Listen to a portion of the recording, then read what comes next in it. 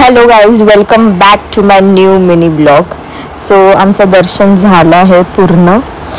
So आता मी त्र्यंबकेश्वरून दुसऱ्या मंदिरात जाणार आहे.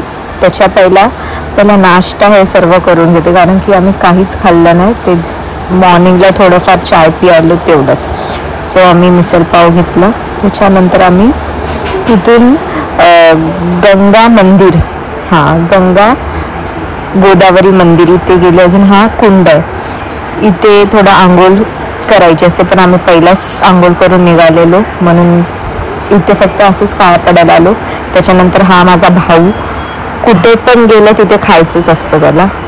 मग त्याच्यानंतर आम्ही आलो स्वामी समर्थांच्या मंदिरात आणि फक्त वरती आम्ही आता चाललो. अजून व्ह्यू बघा, एवढं मस्त वाटतं ना, एकदम शांत. ॲक्च्युली ना गर्दी नव्हती म्हणून खूप शांत होतं.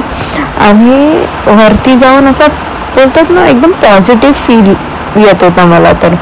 आणि एक प्रॉब्लेम होता की तिथे जाऊन व्हिडिओ काढायचं अलाउड नव्हतं, काहीच नाही अलाउड. आम्हाला फोन बंद करायला सांगितलेलं.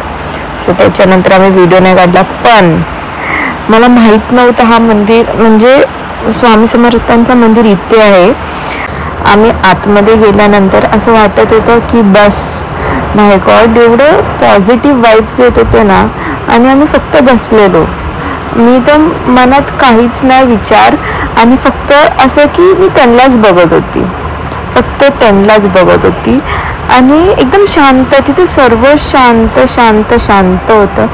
आणि मला असं वाटतं, वाव यार, मी का नाही आली. मी फर्स्ट टाईम आली इथे, मला तर माहीत पण नव्हतं. एवढा टाईम मी नाशिकला आली पण कधीच या प्लेसवर नाही आलेली, स्वामी समर्थांच्या मंदिरात. सो त्याच्यानंतर आम्ही तिथून निघालो आणि इथे आलो.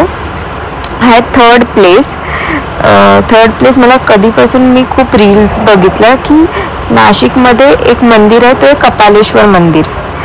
त्या मंदिरात नंदीच नाही आहे. मला तो मंदिर बघायचा होता. पण हा जो नदीच्या सामने हा एक मंदिर आहे, तो शंकर भगवानचा. तिथे पाया पडलो. आता चाललो आम्ही कपालेश्वर मंदिराला. तर तिथे मी दाखवते आम्ही काय काय बघितलं. सो आजसाठी एवढंच. बाय.